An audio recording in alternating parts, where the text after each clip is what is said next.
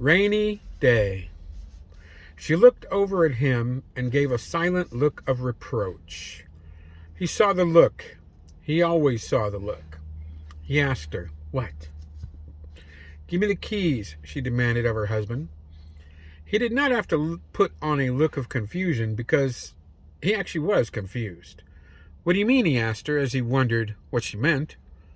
Shortly after they had started dating years ago, his then future mother-in-law had made an offhand comment to the effect that the man always drives. He had taken that sentiment to heart, so much so that you could count the time she had driven a car with him as a passenger on the fingers of one hand. She looked him in the eye and said, I want you to give me the keys to the car, John Henry." This caused him to raise an eyebrow in the fashion of a certain Federation science officer. He knew she was serious when she used his middle name. "Why do you need the keys, my love?" he asked his wife. She looked him in the eye for several moments before she told him, "I don't want you leaving without me." She hadn't thought it possible, but he looked even more confused than when she had asked for the keys to their dented solar car. She held her hand out for the key fob, which she could see in his weathered hand. "Babe," she said, "don't tell me that you weren't thinking about meeting Fido's owners by yourself." She watched him do a convincing double take, and then he said, "Not until you just brought it up." "Really?" she asked.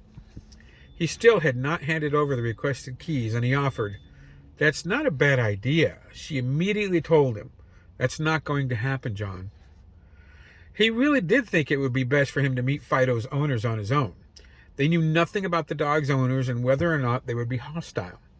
The last person they had encountered had been a literal crazy guy. If he had not habitually carried his father's pistol on his hip, they would likely both be dead. They had such a good day off, and as they prepared for bed, a makeshift bedroll of sorts in the subterranean storage rooms of Savory Avery's off the 44 highway, he considered how to convince her. The key fob to their car was clutched tightly in his right hand. "It might be best if I go alone," he told her.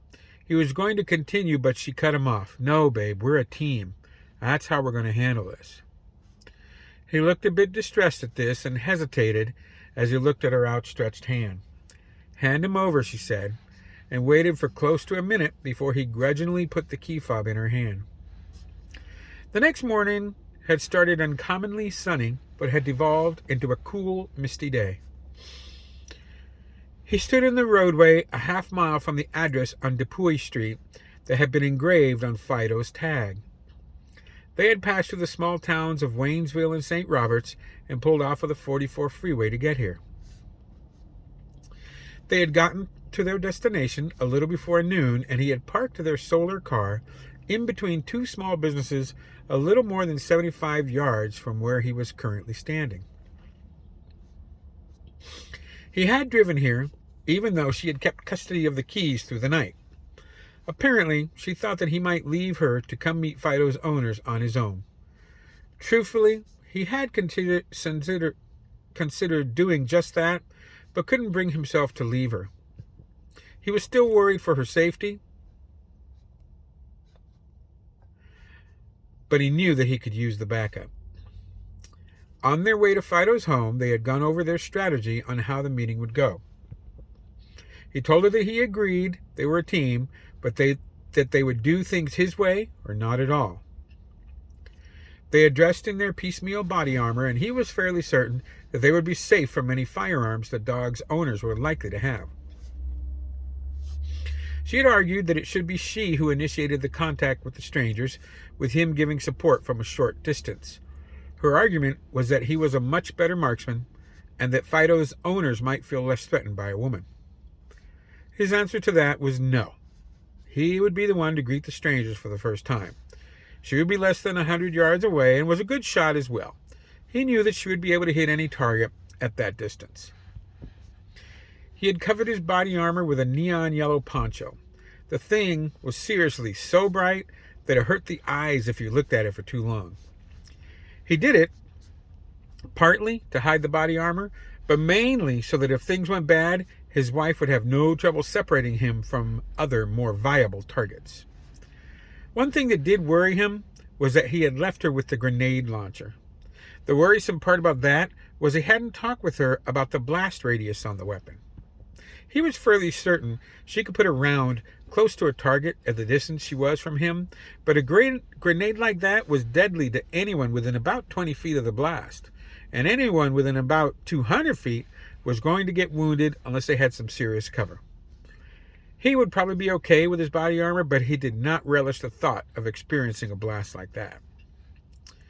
A light rain had started after he set off his first Roman candle. The previous summer, they had come across a fireworks warehouse on one of their routine scavenging runs. As a result, they had several hundred pounds of assorted pyrotechnics stored a safe distance from their future home. And they were serious things, none of that safe and sane wimpy stuff. So he had brought along a box of 24 Roman candles, and each one held 10 shots. They had made their preparations, and he wandered into the middle of the road at about 12:30. He set off his first Roman candle at around 12:40, with heavy cloud cover moving in from the east. He had decided to wait 10 minutes between each pyrotechnic. He figured that should give the strangers plenty of time to come investigate. A light rain had started right before he was setting up the second Roman candle. Luckily, there was still decent visibility despite the light rain, and he didn't worry about getting wet because of his kick-ass yellow poncho. He had set off his fourth Roman candle and was unwrapping his fifth before he saw any response. He saw a vehicle coming slowly up the main road. He held his position in the middle of that same road while it approached. He had a hand on the grip of the pistol on his right hip, but he did not reach for the assault rifle at his feet. His wife had been optimistic about meeting the strangers. She had told him that anyone who trained such a lovely dog as Fido couldn't be bad. He had agreed that the good boy was a great dog, but he still made sure to prepare for trouble. The vehicle approaching was a short yellow bus.